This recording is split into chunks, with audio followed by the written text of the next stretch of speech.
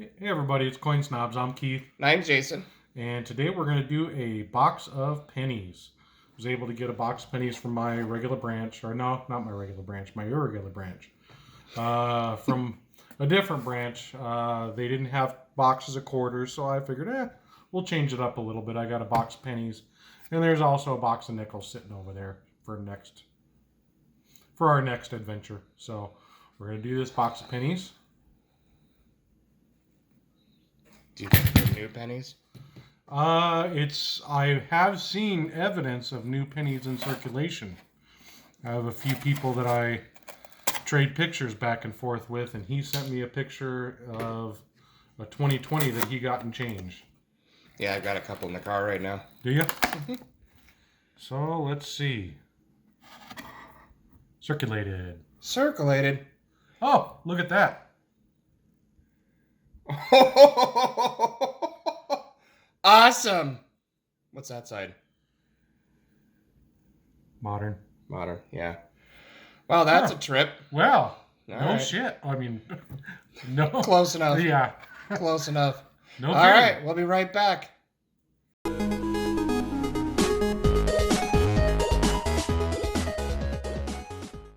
All right, guys. Overview time. First off, we got some beautiful older mint states up here. Got a 1962 Denver, a 1972 Plain. Then over here we have some 2009s. Lots of these guys, of course. None of them are the double die, unfortunately. But someday we'll find them. Our time is coming. Of course. Okay, then we have some awesome Canadians over here, including the Canadian Centennial, 1967, an 81, a 99, a 2000, and 2004. Then we have all of these wheat pennies. As you can see, actually quite a few wheat pennies. I mean, you know, it's not terribly uncommon to find wheat pennies. However, this many is fairly uncommon, especially in a bank box like that. Not too shabby at all. And a lot of these were really shocking because they were enders. And we will show you the other enders right here. Okay, so we cherry picked this roll. You guys saw I started to open it because I got a little overzealous. But anyway, we picked this roll out when we opened the box, and there's a wheat penny ender on it. So we're going to open it on camera and poke through it real quick and see what we have in there. It's a really good looking coin too. It is. Definitely comes up as red.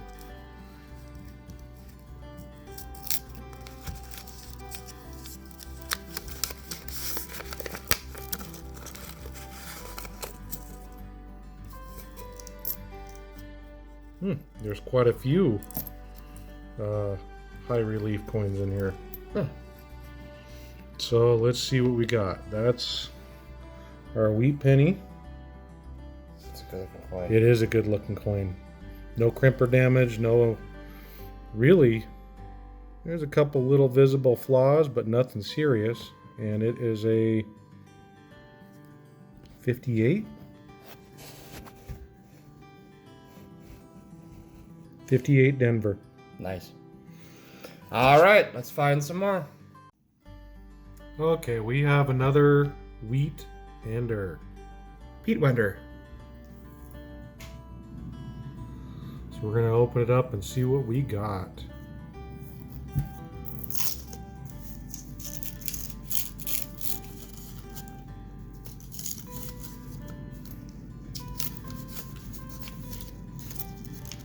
Those dainty little hands go to work. Yes, as you can see, we've been going through. We're about 3/4 of the way through the box. So. Yep. Oh, that's perfect. Yeah, let's just scramble the whole Look thing. at the organization on that. So there's our Wheatie. Looks like it's going to be fairly old. I'm going to say 30s, maybe? I'll say 33. Okay. I don't know. I don't know. Nope. 52. Great. Great. All right. It's a wheat penny. Okay, we have another wheat ender. Other side's garbage. What even is that? It's damaged Oh, glitter. okay, there it is. Glitter. Glitter Lincoln. Glinken. Glinken? Glinken. I don't know.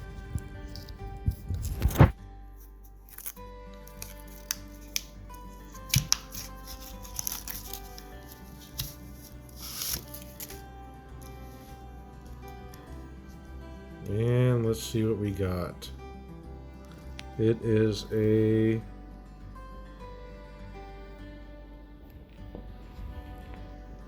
.46 Denver.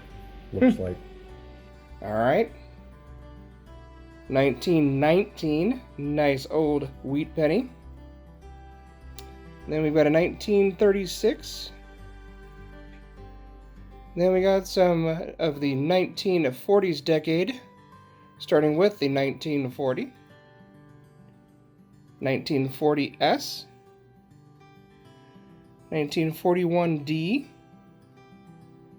44 plain, I believe. Not sure what that one is. Kind of hard to see. I think it's a 46.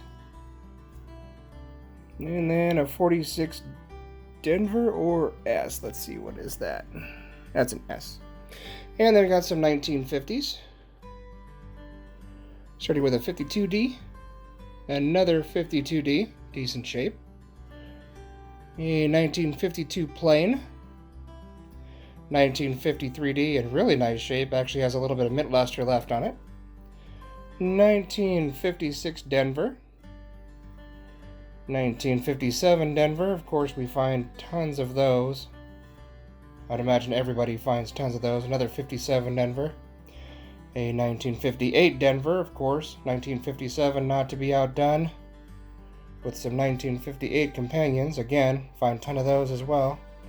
Another 1958 Denver. And then we have some weird ones that we're going to take a look at underneath the microscope, including a really nice mid-state and a really nice older wheat penny. Alright, off to the scope. Alright, let's start with this one right here.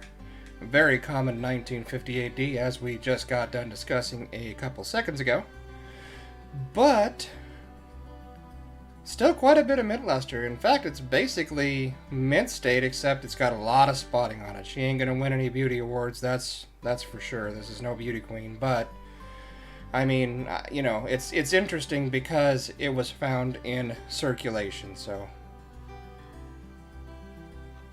anytime you find something even close to that kind of condition in circulation from 1958 with this beautiful wheat back on it, it is a keeper. Well, I mean, wheat pennies are keepers anyway, but I mean, this one here, of course, will probably go into a special tube of mint state wheat pennies as opposed to just our regular giant stockpile of tubes of wheat pennies. Then I wanted to show this one to you guys. This is a 1945. And this right here is a really good example of a coin that was probably chemically dipped a long time ago and has artificially toned. If you guys kind of see how it has like some rainbow effect on the very highest surfaces of the devices, like on his hair there, on the lettering, all that stuff, just basically the highest points, kind of almost looks like an oil slick or something like that. That is artificial toning on a penny, hands down. Basically what happened was a long time ago this was dipped, whether they dipped it in coin zest or something like that. I think it's called E-zest or E-zest. Copper coins just do not take very well to that. They look nasty, artificial, and just not so pretty to begin with when they first come out. But then over time, as the oxygen hits it, they start to look like this, and they become very obviously unnaturally toned. A lot of people use the E-zest for silver coins and stuff like that, especially if they're coins that are already ruined. I mean, they do that. just to bring back some of the silver luster, but you never want to use a used e-zest or any kind of a cleaner, especially on any coin, but especially on a copper penny. Yeah, you can see it right there. See how like it's got a lot of the blues and the purples there? Very, very artificially toned. And in this case, by artificially toned, I'm saying that it was environmentally toned after being dipped. But, yep. So, nothing special there, unfortunately. However, I wanted you guys to see that just so you could kind of know what you're looking at. Unfortunately, this would be considered a damaged coin. And if you look at it, you could definitely see some wear on his hair. So, it was a coin that lost its mint luster, somebody dipped it, and then over time, it just started to look like this. And then we got this guy. At first, nothing too special looking about this. Pretty much just like every other wheat penny that you would find in pocket change or in a roll. But 1950s, look at how crooked that mint mark is. Like, it's ridiculous. And we've talked about this before in other videos, but previous to 1989, these mint marks were actually hand punched on the master dies. So that's quite the crooked mint mark. Does that add extra money to it? Nah, it's not really worth anything. I mean, one thing about coin collecting is that it's worth as much as somebody wants to pay for it. Now, if somebody out there collects crooked mint marks like this, then yeah, of course, they'll pay a little bit of a premium for this. And again, you collect coins how you want to collect coins. But technically, nah. However, I wanted you guys to see this because, I mean, that's probably the most crooked mint mark I have ever seen. And then we got this one. Not a bad looking wheat penny, right? Especially considering it's a 1919. A coin that is 101 years old in circulation. That looks like this. Not too shabby. I mean, I'd say that's a solid extra fine condition. And this is the second 1919 that we found. Of course, the other 1919 was definitely not as good looking as this one, but I mean, this is a really nice looking coin. 101 years old, found in a bankroll, and she looks like that. Anyways, guys, gonna wrap it up here. That's pretty much everything that was super cool and or interesting in this box. You know, a little eventful. You got to see some interesting stuff. Got to see a super crooked mint mark, and lots of wheat pennies. But anyways, guys, love you all. God bless, and we will see you soon. Thanks for checking us out.